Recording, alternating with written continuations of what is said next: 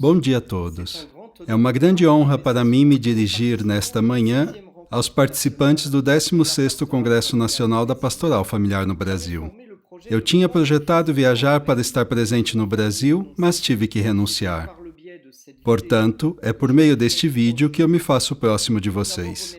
Quero primeiro agradecer a Dom Ricardo Ruppers, bispo de Rio Grande e presidente da Comissão Episcopal e Pastoral para a Vida e a Família, bem como ao assessor desta comissão, Padre Crispim Guimarães, e ao casal encarregado da coordenação da pastoral familiar no Brasil, a quem desejo tudo de bom para a nova missão. Agradeço, enfim, ao Padre Rafael Fornacier, diretor da Seção Brasileira do Pontifício Instituto Teológico João Paulo II para as Ciências do Matrimônio e da Família, pela tradução de minha conferência. O amor familiar, vocação e caminho de santidade. Retomando o tema escolhido para o Encontro Mundial das Famílias, que ocorreu em junho passado em Roma e em diversas dioceses do mundo, vocês me dão a possibilidade de retomar as implicações teológicas, tais como eu as percebo, desde o meu início de função no Instituto João Paulo II em Roma, no mês de setembro do ano passado. Eu farei isso sem esquecer que estamos em meio a um caminho sinodal até 2023, que dá lugar a uma intensa atividade de escuta e de discernimento dos chamados de Deus que concernem o matrimônio e a família. No número 37 da Amoris Laetitia, o Papa Francisco convida todos os agentes pastorais a estarem atentos à maneira pela qual as famílias respondem o melhor que podem ao Evangelho no meio dos seus limites e são capazes de realizar o seu próprio discernimento perante situações onde se rompem todos os esquemas. Assim fazendo, ele nos pede para estar atentos ao caminho e à obra de santidade que se opera nas famílias, com a ajuda da graça de Deus.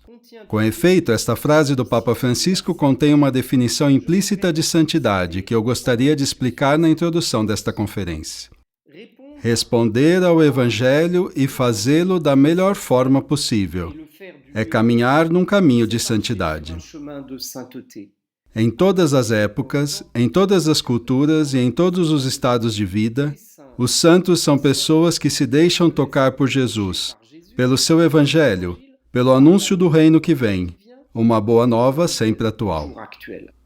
Haja vista que Jesus os tocou, eles têm um imenso desejo de conformar sua vida ao Evangelho de Jesus. Os santos são, portanto, animados por uma grande ambição. Em seguida, é necessário que esta ambição chegue ao concreto. As grandes aspirações, as grandes ideias não são suficientes. Elas devem se encarnar na realidade. É o que nos ensina também o caminho de Jesus. Por sua missão de inaugurar o reino de Deus, faz com que ele se humilhasse nas condições concretas de seu tempo e de sua cultura, e atuar com as pessoas reais, não as pessoas sonhadas. Para Jesus, o anúncio do reino se chocou com todo tipo de resistência, que o conduziram até a cruz. Para nós também, a ambição de nos tornarmos santos passa pelo trabalho de discernimento sobre as modalidades externas e sobre as condições internas de realização. Ser santo é, portanto, ser suficientemente realista a respeito de seus próprios limites e daqueles dos outros. Caminhar no caminho de santidade é se deixar animar pelo poder da renovação do Evangelho. É ter a coragem de inovar para os tempos novos. O Papa Francisco diz isso com frequência, e ele disse novamente com palavras espontâneas durante a missa de encerramento do Encontro Mundial das Famílias em Roma, dia 25 de junho passado. Não sonhemos em voltar atrás. Vamos adiante com a força do Espírito Santo. Desde que passei a morar em Roma, gosto de ir regularmente em Assis para mergulhar de novo na liberdade de São Francisco. No início do século XIII, ele percebeu que as mudanças sociais eram tão grandes que era preciso ter a audácia de inventar novas formas de fidelidade ao Evangelho. Foi o nascimento das ordens mendicantes, numa busca de simplicidade evangélica, de comunhão com a criação, de disponibilidade para os pobres e doentes, de clareza num estilo de vida inspirado por Jesus Cristo. Leiamos de novo o convite do Papa Francisco aos agentes pastorais à luz deste breve comentário.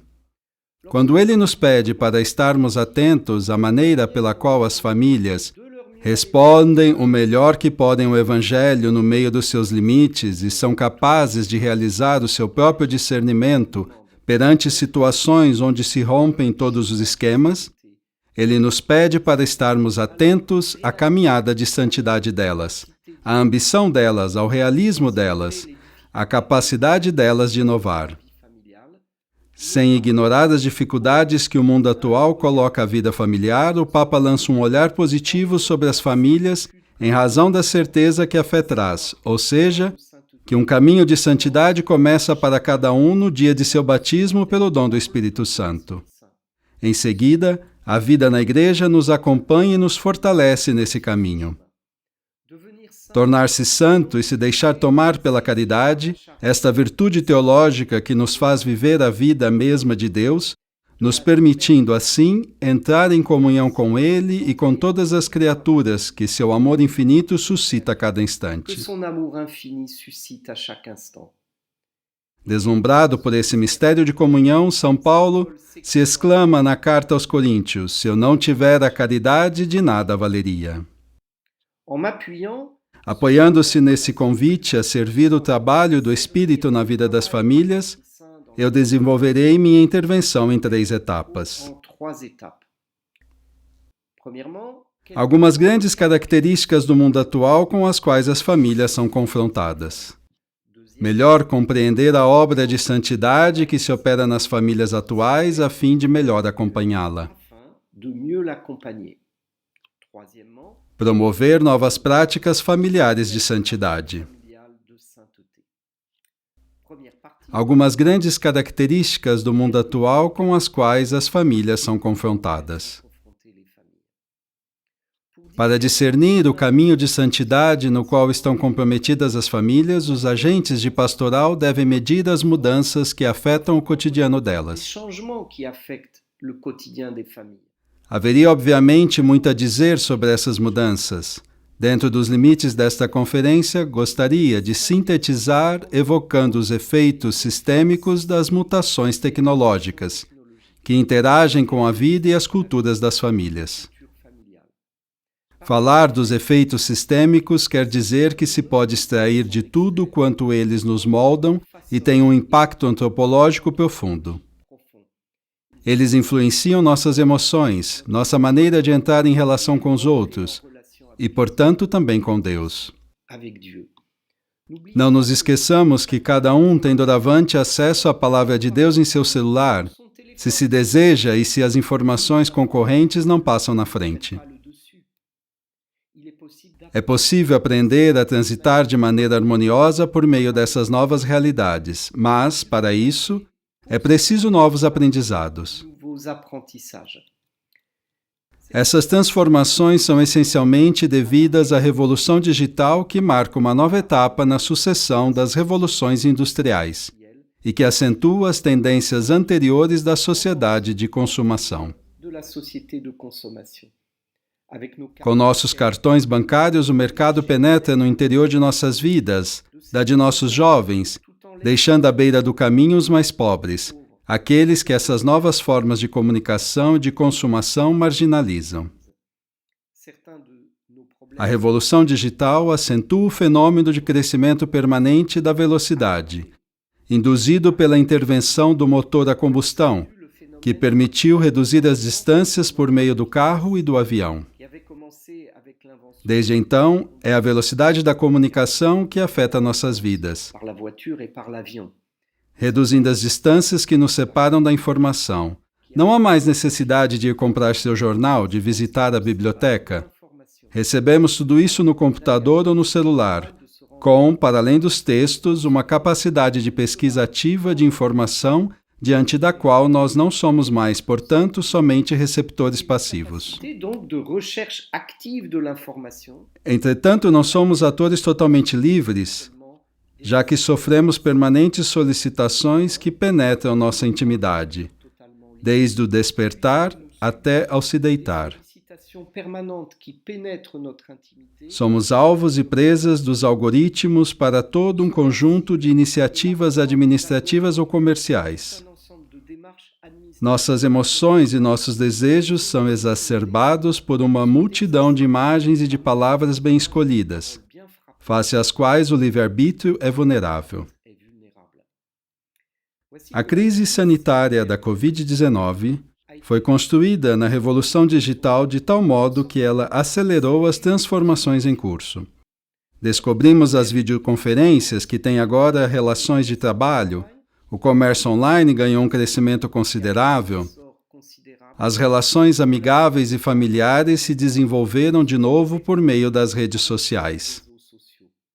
É fato que na ponta dessa cadeia virtual se encontram pessoas de carne e osso. Essas que trabalham em suas casas ou nos comércios, nas profissões da construção civil, nos hospitais, nos setores de assistência, mas também as pessoas que são excluídas do mundo das comunicações digital em razão de sua idade ou de sua pobreza. O digital acentua assim a fragmentação social. E para as pessoas que estão bem inseridas socialmente, emergem os problemas de estresse, de vício às imagens, às solicitações mercantilistas, dentre as quais se encontra a pornografia. Observa-se igualmente que é difícil fazer valer seu direito à desconexão, face ao emprego ou simplesmente face aos hábitos dominantes. É claro, todos esses fenômenos afetam a vida familiar, que beneficia das possibilidades de entrar em relação ofertadas pela comunicação digital, mas que também sofrem com a intrusão dos celulares e outros aparelhos digitais no lar, tornando mais difíceis as partilhas. Com efeito, cada um de nós é suscetível de fugir para o mundo virtual, de se extrair dos momentos de convivência familiar, a começar pelas refeições interrompidas pelas ligações telefônicas, os SMS e o fluxo das redes sociais. Nesse contexto, é igualmente mais difícil fazer a distinção entre a família, o trabalho e a diversão. Esse novo contexto, mais emocional, conduz igualmente a fenômenos de polarização, de oposição frontal entre grupos que se constituíram, cada um em torno de um consenso moral ou de uma comunidade de experiência. Por exemplo, os anti-vacina. Resumindo, a revolução digital impõe a todos os cidadãos, desde a mais tenra idade, um misto de novas potencialidades e de contrariedades sociais que se traduz por uma aceleração geral. Para retomar o título de uma obra do sociólogo e filósofo alemão Hartmut Rosa. Duas outras características de nossas sociedades submetidas à revolução digital são também de grande importância para compreender o que atualmente está em jogo nas famílias. Primeiramente, nossa época é propícia aos aprendizados. A explosão das profissões do digital, indo da programação à inteligência artificial, passando pelo marketing digital, conduziu os cidadãos a reorientar sua vida profissional, a seguir várias vezes em sua vida formações permanentes e até mesmo gerir por eles mesmos o percurso formativo ao longo da vida, graças às transformações online acessíveis a partir de seu domicílio no seu espaço de tempo livre. Além disso, a ergonomia das interfaces digitais solicita o aprendizado permanente. Os utilizadores são levados a explorar sempre mais o potencial de seus computadores e seus aplicativos. Enfim, os jovens sendo frequentemente mais ágeis que os mais velhos no manejo dos aparelhos digitais, na medida em que eles são os nativos digitais, assiste-se a uma inversão dos processos de transmissão entre as gerações, o que favorece o aprendizado permanente e recíproco no seio das famílias em especial. Em segundo lugar, nossa época tem necessidade de comunidade. A escalada dos comunitarismos, os fenômenos de polarização e de violência, a marginalização social das populações mais deserdadas, Todas essas tendências acentuam a necessidade do vínculo social. Elas contribuem igualmente e felizmente para estimular a criatividade social sob novas formas. As famílias se tornam, assim, os espaços de imaginação social, laboratórios de vida comum e de fraternidade no momento em que a velocidade das mutações sociais coloca em crise todas as grandes instituições sociais. A escola, a democracia, a igreja. A família é também frequentemente apresentada como uma instituição, mas a decomposição das formas de vida familiar faz com que seja mais difícil atualmente considerá-la como tal. Ao contrário, como ela é o lugar dos afetos e do amor, ela continua dando prova de uma espantosa resiliência, que corresponde sem dúvida àquilo que o Concílio Vaticano II põe em evidência quando ele apresentava a família como uma escola de enriquecimento humano. Dito de outro modo, um espaço social de tal modo precioso que se presta à experimentação e aos aprendizados fundamentais. Melhor compreender a obra de santidade que se opera nas famílias atuais a fim de melhor acompanhá-la. Haja vista que a obra de santidade se opera no mundo tal como ele é e tal como ele é em transformação e não tal como nós o sonhamos, é importante ter em mente essas grandes características do mundo atual, para melhor compreender o que está à obra, com a ajuda do Espírito Santo, nas realidades familiares. A este respeito, faço a proposta de que é importante atualmente fazer uma teologia da sinodalidade, antes de fazer uma teologia da família, pois a sinodalidade nos coloca em disposição para melhor escutar o que o Espírito diz às igrejas, a fim de que sejamos fiéis ao alerta muitas vezes repetido do livro do Apocalipse. Aquele que tem ouvidos, ouça o que o Espírito diz às igrejas. Que o Papa Francisco retoma no seu discurso de 17 de outubro de 2015 sobre a sinodalidade. Com efeito, escutar as necessidades do mundo e da Igreja nos permite afinar nosso olhar em face daquilo que, nas realidades familiares tais como elas são vividas, na complexidade de nosso mundo, traz inícios de respostas concretas a estas necessidades.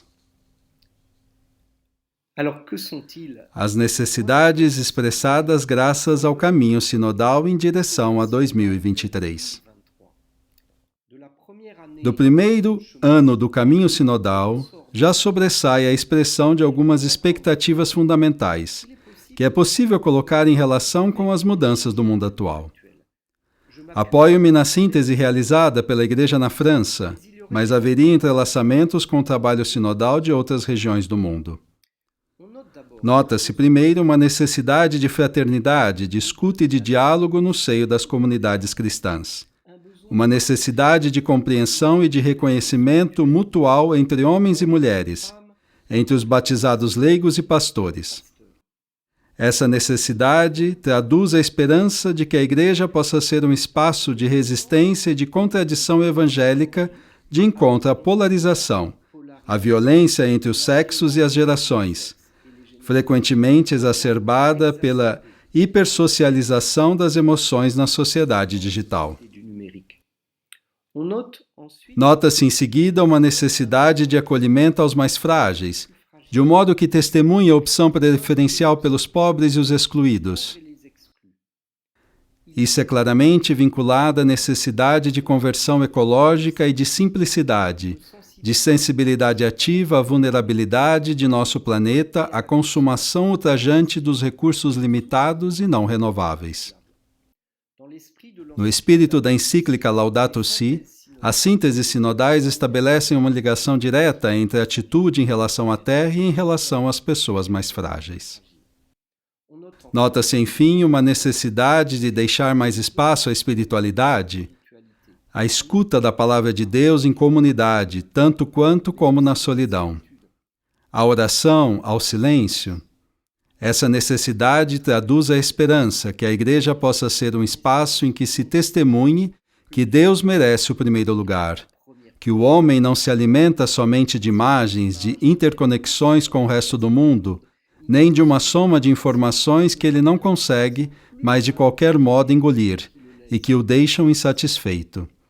Em nossa época de aceleração generalizada, temos mais do que nunca necessidade de interromper o fluxo incessante de palavras, de sons, de imagens e de informações, e, entretanto, não sabemos mais fazer isso.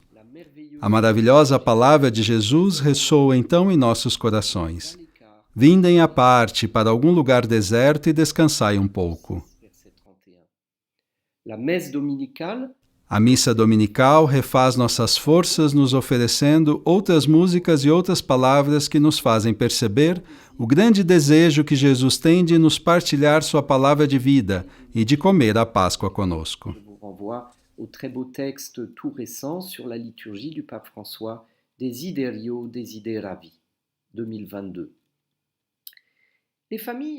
As famílias se esforçam para realizar o que elas esperam da Igreja.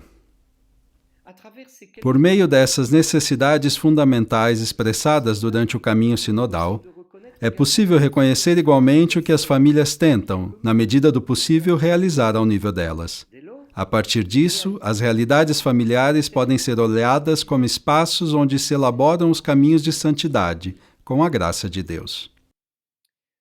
Fundar uma família no mundo polarizado que conhecemos atualmente é mais do que nunca dar corpo ao desejo de fraternidade que habita o coração do homem. Com efeito, a família não se contenta em satisfazer as necessidades afetivas e sexuais do ser humano.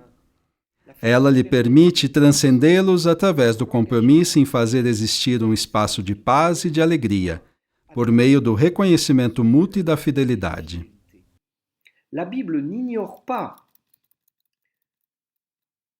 A Bíblia não ignora que as famílias estão continuamente tomadas pelo egoísmo e pelo ciúme que podem conduzir à violência e à morte. Caim e Abel, Jacó e seus irmãos.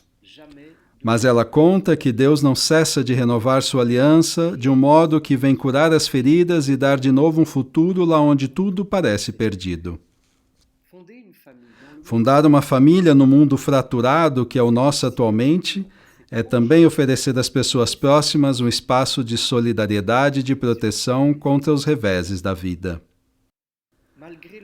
A despeito de suas falhas, as famílias permanecem globalmente os fortíssimos lugares de solidariedade que amenizam as insuficiências das ajudas do Estado e da coletividade, notadamente em relação às pessoas idosas sem recursos, os desempregados, as pessoas com deficiência, os feridos da vida tendo conhecido toda sorte de rupturas que os deixaram sós e desamparados na existência. Isso tanto em relação aos membros da família como em relação aos de fora. As famílias são e permanecem os lares da hospitalidade e da generosidade. Em meio aos jovens casais atualmente, essa disponibilidade à generosidade se expressa também em relação ao planeta, na medida em que eles estão prontos a modificar seus hábitos de vida para os tornar ecorresponsáveis e solidários, e para transmitir aos seus filhos esse sentido de ecologia integral. Fundar uma família no mundo secularizado, que é o nosso atualmente, é, enfim, oferecer aos filhos, mas também às pessoas isoladas e em situação de fragilidade, o presente de uma educação religiosa e ser um sustento espiritual. Existe, com efeito, um constato antropológico ao longo das épocas e culturas. O ser humano não entra totalmente sozinho no mundo religioso, mas ele tem necessidade de uma iniciação e de um acompanhamento comunitário. O texto bíblico de referência para as famílias que assumem seriamente essa tarefa de iniciar seus filhos na relação com o Deus vivo continua sendo o chamado do jovem Samuel. Por meio da figura do sacerdote Eli, que compreende que o Senhor se dirige a Samuel e o guia com respeito, depois se retira. Desenha-se o papel do adulto na iniciação cristã dos filhos. Antes mesmo que ele seja iniciado na fé, ele se coloca à disposição para se colocar ao serviço que ele recebeu.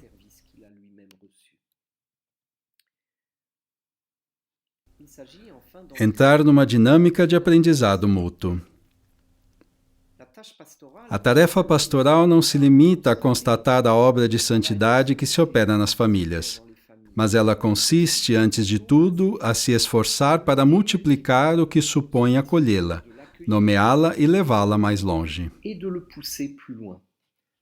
Em toda parte, os pedidos por casamento desmoronam, enquanto o desejo de família permanece forte.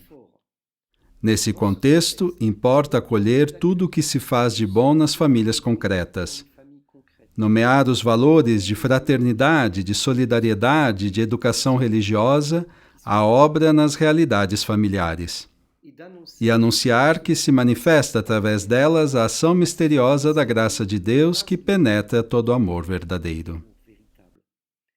Mas não se pode ficar só nisso.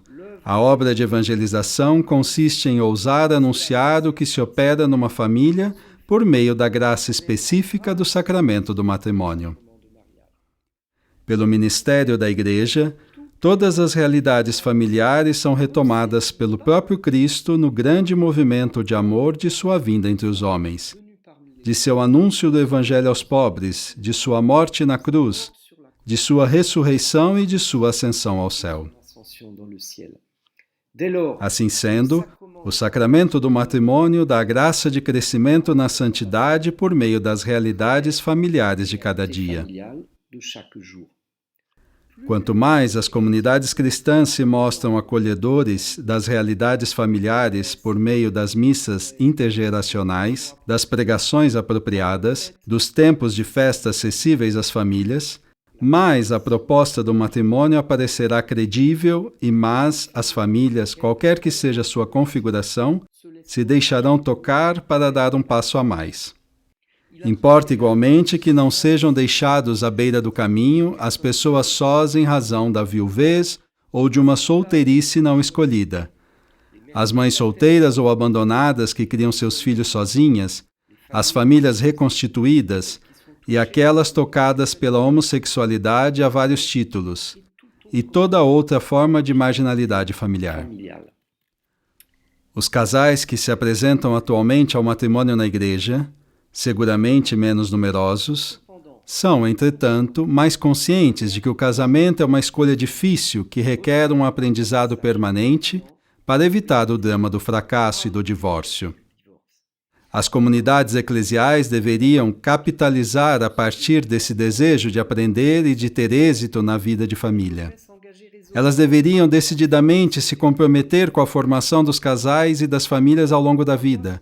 A paróquia pode ser o lugar de tais propostas, mas há também os movimentos familiares que merecem encontrar seu lugar dentre as atividades paroquiais.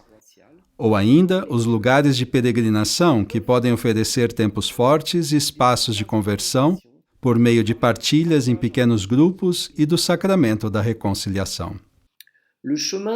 O caminho sinodal até 2023 faz sobressair a grande necessidade que as famílias têm de encontrar espaços eclesiais que produzam algo em comum e não julgamento, inclusão e não exclusão, um verdadeiro sustento no caminho familiar rumo à santidade.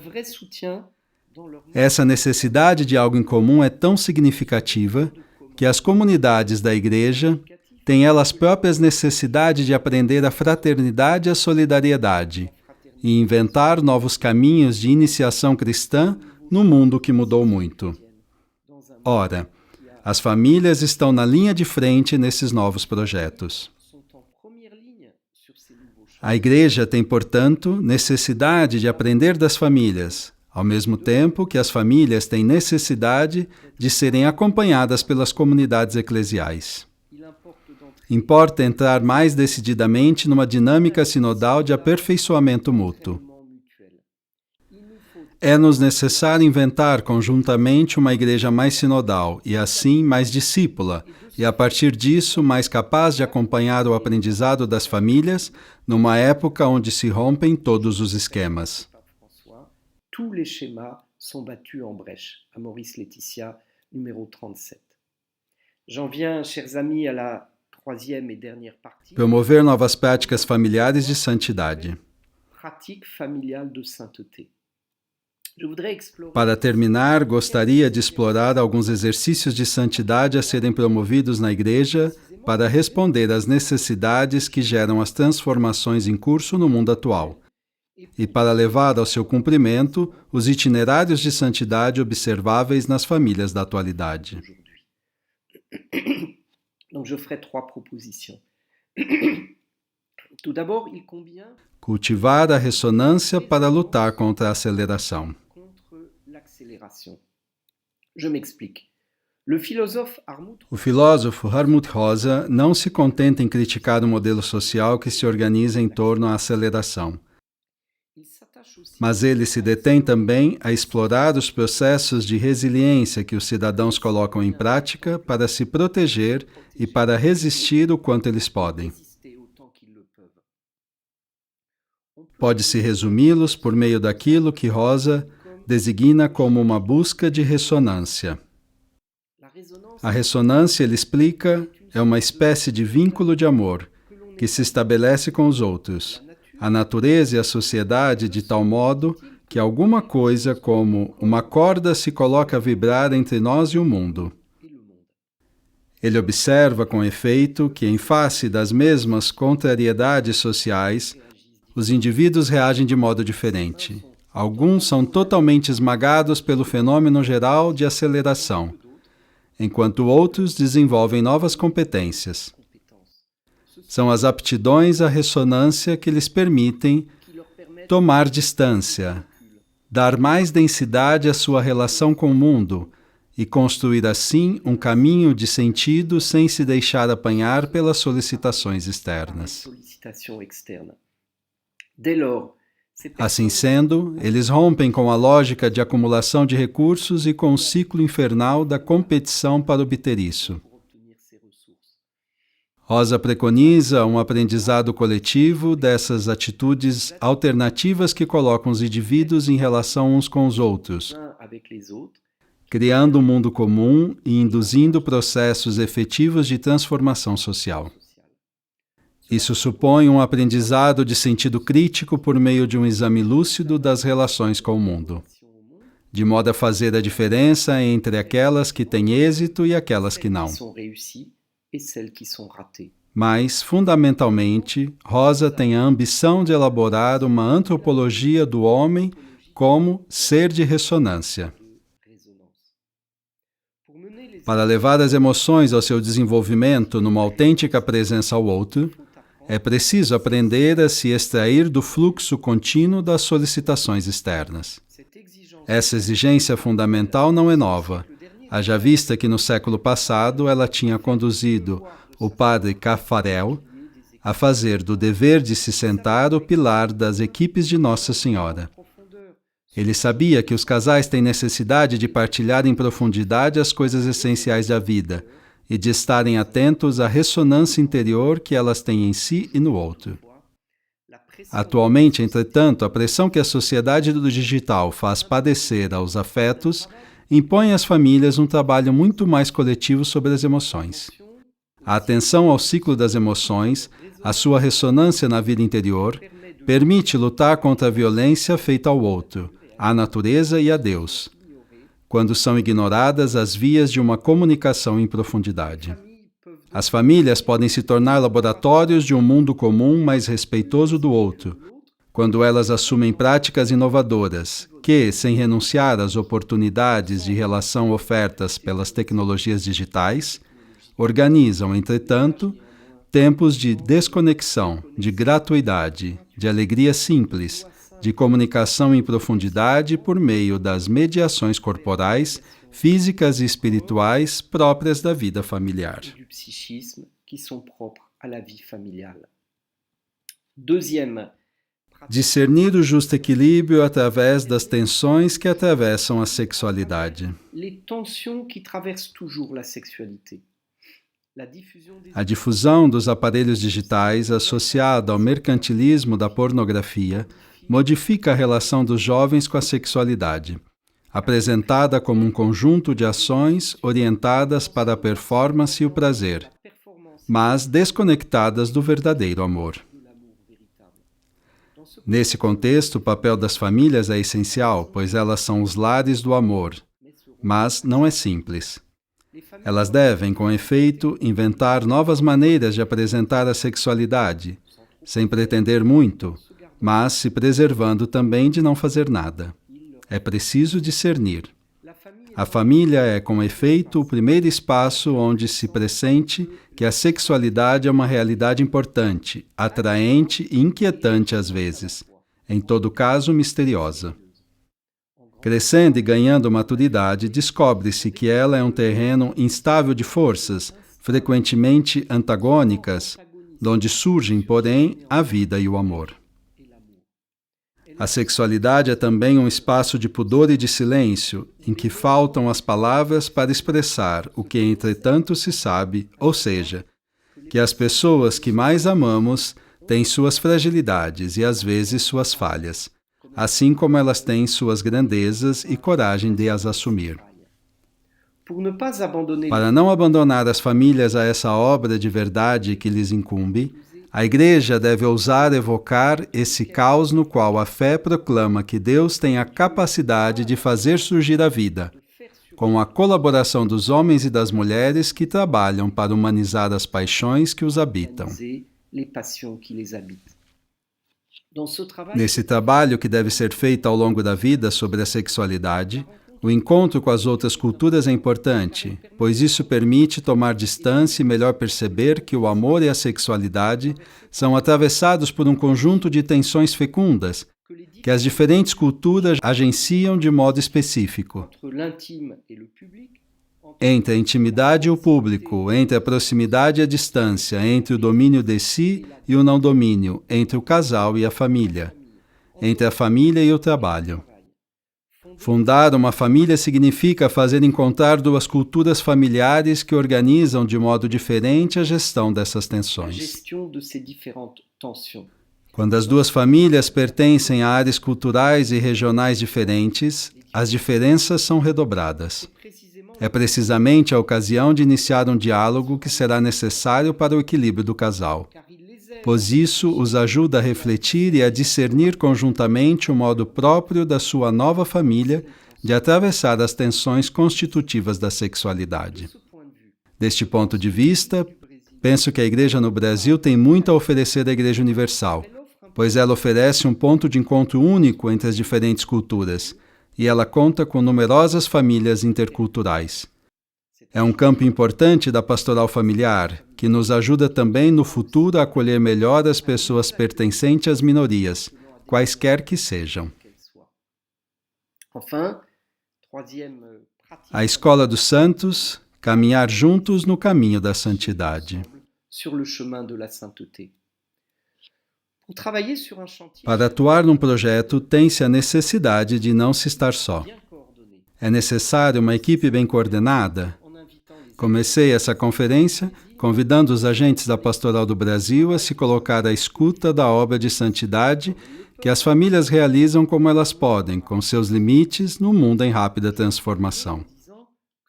Terminarei dizendo que a Igreja lhes oferece uma multidão de santos para que essa obra de santidade se realize ainda mais em equipe. Dou de novo as 3 características do caminhar no caminho de santidade: uma grande ambição evangélica, um sólido realismo e a coragem de inovar.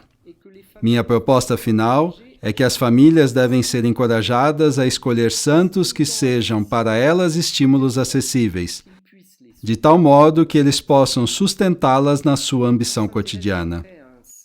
Quando alguém se interessa de perto por um santo, aprende-se o realismo, pois se familiariza com a sua história concreta, seu meio, os problemas de sua época, a rede de relações que lhe permitiu encontrar o Senhor ressuscitado, as pessoas que o ajudaram a realizar seu projeto de vida no seguimento de Cristo. Quando se faz equipe com o santo, aprende-se que a caminhada em direção à santidade é um trabalho de equipe.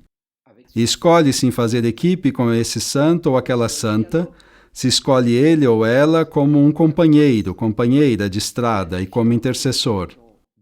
Beatificando um primeiro casal em 2001, Luiz e Maria Beltrame Quattrocchi, o Santo Papa João Paulo II quis dar o encorajamento aos esposos no caminho de santidade. Por ocasião do Encontro Mundial das Famílias, as relíquias dos santos esposos Luís e Zélia Martin foram levadas a Roma desde Alençon, com aquelas da filha deles, Santa Teresinha de Lisieux. Esses dois casais que a Igreja nos dá como modelos e como intercessores foram particularmente atentos a servir a vocação humana e religiosa de seus filhos, a praticar a hospitalidade familiar e o serviço dos pobres, a se comprometer na vida social. Na época deles, eles fizeram de suas famílias um lugar de criatividade evangélica e social.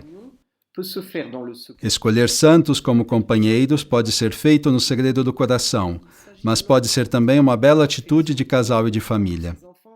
Trata-se então de escutar a afeição que seu cônjuge ou seus filhos têm por um santo em particular, sabendo que essa afeição é o sinal de um trabalho da graça de Deus no outro, que chama a nossa colaboração ativa. Escolher um santo pode igualmente ser uma atitude comunitária. Permitam-me dar um exemplo de um novo santo francês, Charles de Foucault. O milagre que permitiu obter sua canonização se realizou no colégio católico de uma nova paróquia, em Saumur, que tinha escolhido o bem-aventurado Charles de Foucault como padroeiro. Nas proximidades do centenário de sua morte, a paróquia organizou uma novena para obter o milagre. Ao entardecer do dia anterior desse centenário, um jovem trabalhador que sofreu uma grave queda do telhado da capela da escola foi salvo milagrosamente. Esse exemplo recente nos ensina a força da oração comum. Mas, um detalhe: o jovem trabalhador não era cristão e até o momento ele não se tornou. Ele é a imagem dos Tuaregues, povo nômade africano a quem Charles de Foucault tinha consagrado sua vida de serviço e testemunho pela oração. O fato de que Deus, pela intercessão de um santo, possa doar largamente para além das fronteiras da Igreja visível, deve nos encorajar a rezar por todas as famílias, onde quer que elas se encontrem no seu caminho de vida e de santidade, e nos colocar ao seu serviço. O Filho de Deus veio a este mundo não para os que estão bem, mas para aqueles que têm necessidade do médico. A Igreja de Cristo não deve jamais perder essa preciosa bússola. Eu lhes agradeço a atenção. De session nationale.